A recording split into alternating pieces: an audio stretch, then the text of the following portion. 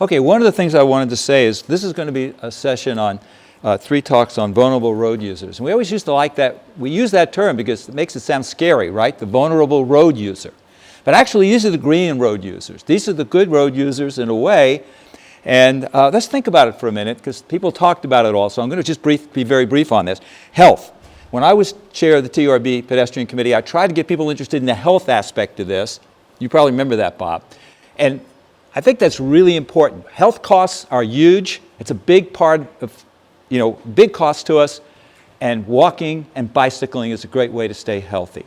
There's study after study showing that for longevity and useful longevity, that you can actually do things and be engaged, exercise is the #1 thing. And I was interested because of the obesity epidemic with children.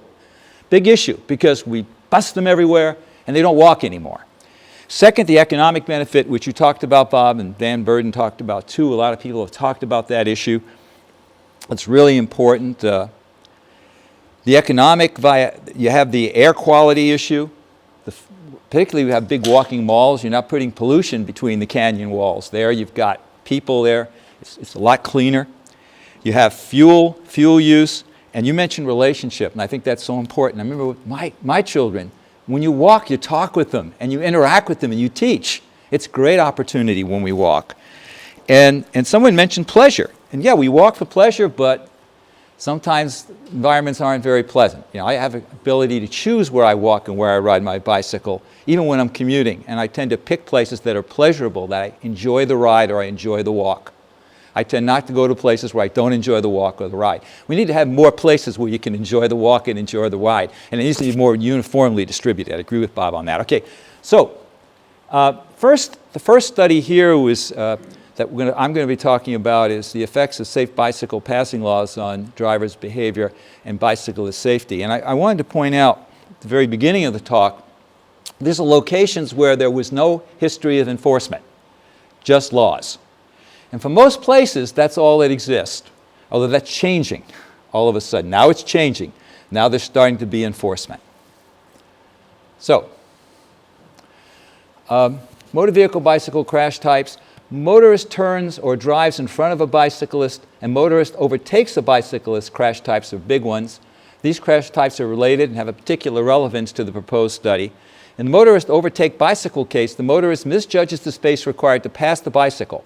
This crash type had the highest number of fatalities in the Cross and Fisher study in 1977. I don't know if you know this, because it's not published yet, but Richard Blomberg replicated this in 2017, and it hasn't changed. It's the same as 1977. It's still a big crash type, and that's passing too close. If you look at Street Savvy and all those other things that are out there, you can see why some of this happens and how it happens in the various patterns. Okay, so most states have a 3-foot bicycle passing law. And I've talked to police officers who ride bikes. I've talked to other people. They say 3 feet is really kind of close. But it's okay. It's what we've got. We've got a 3-foot. If it's a big vehicle passing you pretty quick at 3 feet, it's very close. It feels very, very close. One state has a 4-foot passing law. Recently, we've seen some cities, particularly in Michigan, pass a 5-foot bicycle passing law. Grand Rapids, Ann Arbor, Kalamazoo, and Portage. And we were hoping that they would pass a 5-foot law for the state. But the state wanted to be a little more conservative on this, and although I think it was the Senate who said yes, but the House didn't, basically they went with the 3-foot law and wimped out on it. I'm going to say that, but I think they wimped out on it but they didn't understand it. And I'm going to get into, we did some surveying, and you're going to see what happens from the survey data. So crash reduction for a 3-foot law, by the way, big, right? No, it's nil. The only studies we have show it doesn't really do anything to reduce crashes to pass a 3-foot bicycle law.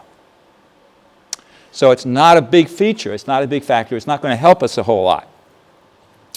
So one component of our study was to survey drivers in cities with a 3-foot law and a 5-foot ordinance, and no specific law in order to determine their knowledge. So we had 3 types of cities: 3-foot law, 5-foot ordinance, or nothing at all, just basically standard provision in the old Motor Vehicle Act. Second component was to measure passing distance on various road types in each of these cities using a C3 feet device, which most of you are probably familiar with. It's a sonar type device. Police are using it now increasingly to enforce the 3-foot law. They basically have, in plain clothes, their own their own bicycle officers riding with the seat 3 feet and police cars circulating nearby, and then they're actually stopping people who pass too close. 5-foot law is great, by the way, because you have more people that you can stop. So you can educate more people that way. But the 3-foot law, you still can do it. And Austin started doing this. Their police chief was really excited about it. So they're one of the places that done it. And it spread from there. Okay. By the way, if you're going to survey, before I go to this, if you're going to survey, we did intercept surveys, right? We looked for places where we found drivers, and that's always a nice way to do it. We don't want selection bias, so you've got to do it with places where people are waiting, so your refusal rate is low. Selection bias is always the fatality for these kinds of survey studies, because you're not getting, if you survey the advocates and the believers, or one group or another, you're not really getting an idea of what people know and what's going on. Okay, here's an example of a C3 feet device we used. And by the way, it has a camera associated with it, and the camera takes a picture of the readings on the C3 feet device, and it also gets a picture of the vehicle, and sometimes you get the license plate number as well. So you got more information with the camera. It's a GoPro. And we surveyed, we selected Grand Rapids because they had a 5-foot ordinance, Kalamazoo, they had a 5-foot ordinance, Portage, 5-foot ordinance, really is Kalamazoo, Portage together, and Lansing, no specific distance, and South Bend with a 3-foot law.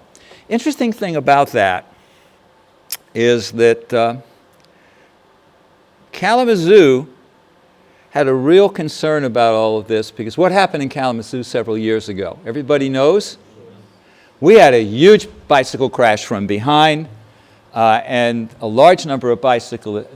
How many were killed? 4, 5. 5 were killed, several seriously injured.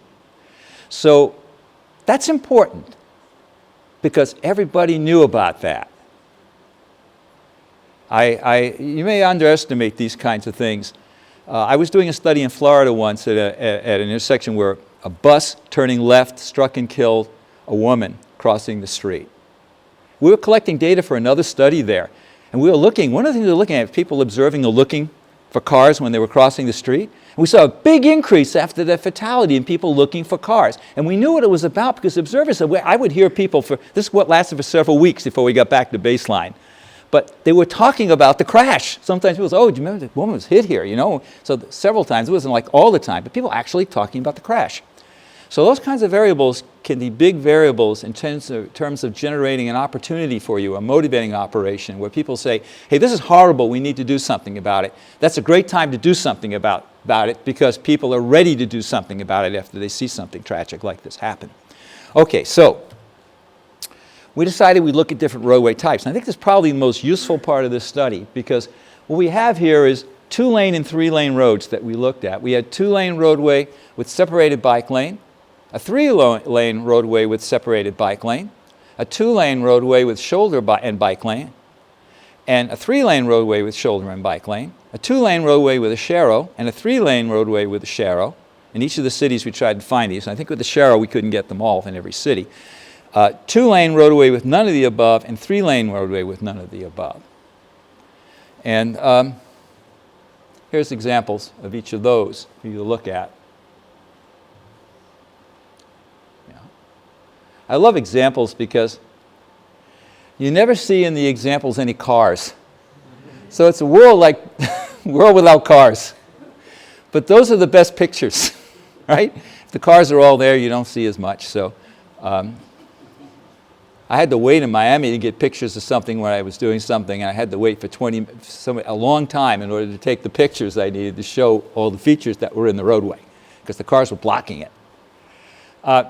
The intercept survey was 150 drivers in each of the 4 cities, and most drove passenger cars, followed by pickup trucks and vans, and equal numbers of men and women, roughly. And does this city have a law on how to safely pass a bicyclist? I'm going to take you back to these data later when I show you the other data, because it finally dawned on me that if they don't know about it, what do we expect to happen? So the more people know about the law, the more we can expect something to happen. So here's our benchmark. They had a 3-foot law in South Bend, but only 14% knew there was a law. That's the blue. They said, yes, we have one. Notice Those who said no, that was 32%, and they were wrong. And then there was 54% who were uncertain. I don't know, I never thought about it. I don't know if there's a law. So only 14% really knew there was a law. In Grand Rapids, 35% knew there was a law, 24, and that's a 5-foot ordinance really, 24% said no, and they were wrong, and 41% said yes. And this one, Lansing, 11% said there was a law, but there wasn't one. You always find that, right? They say there's a law, but there's no law. I used to have these feedback signs. Always do baseline. How many feedbacks? Have you seen a feedback sign that says such and such? There's always 11% of people who saw something that was never put up during baseline. Right? It never happened. Then you have 20% said no, they're correct, and 69% said I don't know. Look at Kalamazoo. 44% said there was a law. 20% said no, and it's better, a little bit better than Grand Rapids, and 36% said they didn't know. So there you go. So in South Bend, very few people knew there was a law. Lansing, people didn't think there was a law generally, and they were correct. And in Grand Rapids, a fair percentage of people knew there was a law. Okay. If yes, what does it say? This is interesting. In all of the cities, including South Bend, those who thought there was a law thought the most frequent was 5 feet or more. Blue is 5 feet. Yellow, or the yellowish, is 6 feet. Purple is 10 feet. And you always get by 5. So 13% in Lansing say, well, in South Bend, 43% thought that it was onshore. Excuse me, that was the onshore. So if you look at this, you can see that most people think that the law is a 5-foot law. That's the blue. And you can see that in Kalamazoo, nobody thought who thought there was a law thought it was a 3-foot law. Kalamazoo really knew their stuff, right? In Grand Rapids, there was still 6% who thought it was a 3-foot law, even though they had a 5-foot ordinance. Okay. This data should have been in the legislature's hands. They should have known that. Oh, no, do you ride a bike? Some of these people rode bikes. Why is that important? Because people say the bicyclists, people who ride a bike, even occasionally, are more likely to see a bike on the road. But here's the data. How many feet do you try to keep? What people try to keep, remember that in this case, unfortunately we changed color, yellow is 5 feet. This orange is 3 feet. More people think 5 feet or more in all of the cities. Do you see that? And it gets real high too. So how many feet do you try to keep when passing a bike? Let's just take Kalamazoo, 10, 11, 12, 13, 14. Only 14% of the people in Kalamazoo thought that they shouldn't. That leaves how many? That leaves 86% think they should give 5 feet. And you can see those numbers are even higher in some of the other cities. Grand Rapids, still it's pretty high.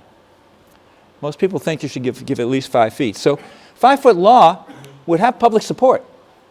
That's what I'm saying. It would have public support. Most of the public wouldn't be outraged. Why are you doing 5 feet instead of 3? They're not going to say that. Is 5-foot law a good policy? This is an interesting question. Take a look at the answers. Percentage of people who thought a 5-foot law was a good policy. Just about all of your voters, legislators, thought you should have passed a 5-foot law. But you didn't. That's weird. What a disconnect between what the legislators did and what their voters would have liked them to have done.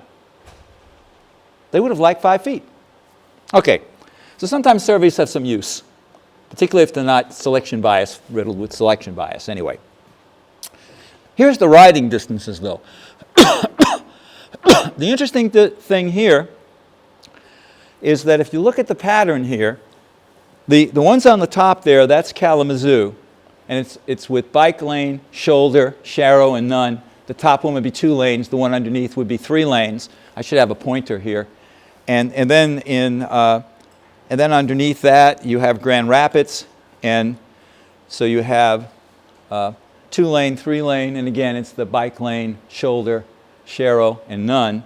And then here you have on the top, you have South Bend, where they have a 3-foot law, and underneath that you have Lansing, where they didn't have anything at all at that time. This is before the 3-foot law was passed. Okay, these are the passing distances. And you can see that people look at the distributions. Across all the types of roads, you're seeing better distributions where you have the 5-foot law. So you might want to conclude from that that the 5-foot law produces better passing distributions. But I wanted to take you back to the other slide. More people were aware of the 5-foot law, right? Now it's interesting, why would that happen? In Kalamazoo, they were even a little bit better, more aware. They had the terrible crash. I'm not going to come back to that. That's the motivating operation that I'm going to come back to later on and talk about. Also, you had in Grand Rapids and in Kalamazoo to a lesser extent, or to a greater extent in Grand Rapids, you had publicity about their 5-foot regulation. There probably was very little about the 3-foot in South Bend. And of course in Lansing it's irrelevant because they didn't have one. So there wouldn't be advertisements about passing laws there. So sans enforcement, right? Sans enforcement. Education, knowing about the law seems to be an important variable. And so there's a factor there. So the interesting thing is, for all types of roadways, we're seeing essentially some effect with the 5-foot, but that may be a publicity and a knowledge variable there more than anything else. If you look at the model development and what happened with the model, you can see that number of lanes was a factor. The lane width was, the presence of a shoulder, the presence of the 5-foot law, and also overtaken by a truck from a negative point of view, and we would know that that would be some type of a variable there. So those are the things we found from the model. Now, presence of a paved shoulders in spite of sharrows significantly increases the passing distance. The significance level of the 5-foot law variable properly describes the prominence and the necessity of such a law to enhance bicyclist safety.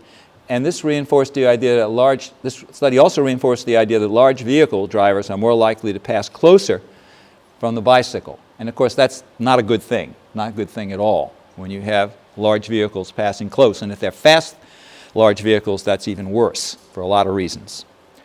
Knowledge of the law seems to fit the data very well. Kalamazoo had the greatest knowledge, and this may be because of the bicycle crash. Grand Rapids is next. And I'm going to talk about that just briefly at this point, and then I'll be able to finish up quickly. I think the motivating operation, what psychologists call a motivating operation, is very important in terms of getting people to do things. They have to believe it's what they should do. That's really important, that people believe it's something they should do if you want them to do something. It's real hard to get people to do something if they don't believe it's a good thing to do or necessary or even important. They'll put their own interests first. That's really important that you have that motivating operation. But that's not enough. There sometimes has to be more than knowledge. Knowledge helps, but they have to believe some other things. Now let's get into those. One is a reminder. If I have knowledge, I may think it's a good idea, but I forget to do it. So just for yielding, taking you back to last conference, remember those in-street signs, use as a gateway? That's a perfect reminder. Yielding goes way up, and it keeps up because people don't really want to hit a pedestrian. The motivating operation is there. Hey, I'm reminded to do it, and I do it. I slow down and look for them and yield when they're there. That slowing down is really important too. Big variable. Sometimes, though, we have divided contingencies or competing contingencies, or we call mixed priorities in a situation. Hey, I'm late. I want to get somewhere. I'm not supposed to go fast, but I'm going fast. I know I shouldn't, but I'm doing it. Or I'm late. I'm not going to yield to the pedestrian. It's going to slow me down. I've got to get to this conference here. I'm going to be late. So that's a thing there. What works there is enforcement. That's one variable. It's got to be credible risk of enforcement. Hey, but I'm going to be even later if the police officer stops me. So that's one variable. But there's a bigger variable than that. and no one thinks about it. It's social norming. Social norming. How will my peers look at me? How will even the other drivers around me look at me? What are they going to think of me? I don't want people to think bad things about me, and you don't either.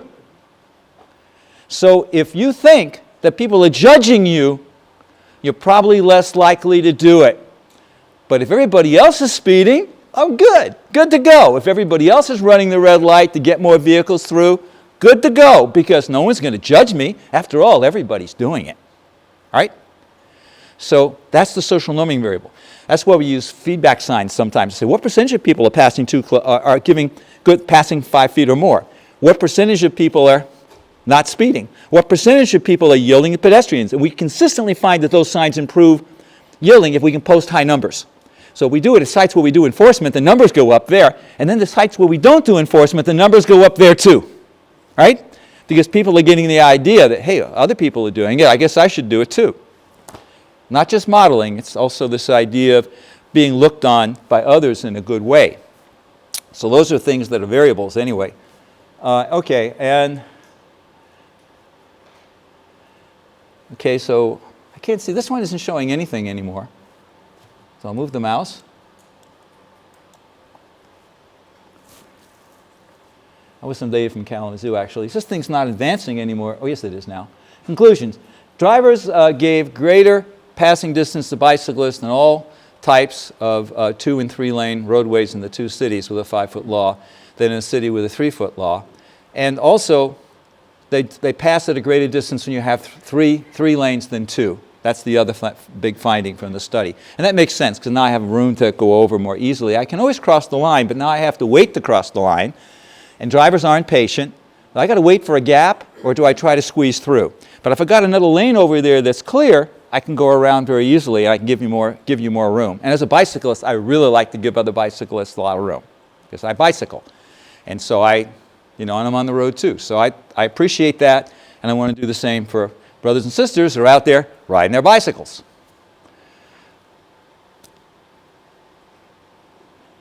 And of course, most drivers in all 4 cities indicated they felt they should give at least 5 feet when passing, which is wondering why we can't get better than 3. And this is just the conclusion of the basic things that I talked about. The sharrows didn't seem all that helpful, and I think placement of sharrows is becoming a problem. I know that the National Committee on Uniform Traffic Control Devices are looking at placement of sharrows. I'm seeing all kinds of places where they're putting them way over to the right and where there's not enough room to pass. I take pictures of them every time I see one of those.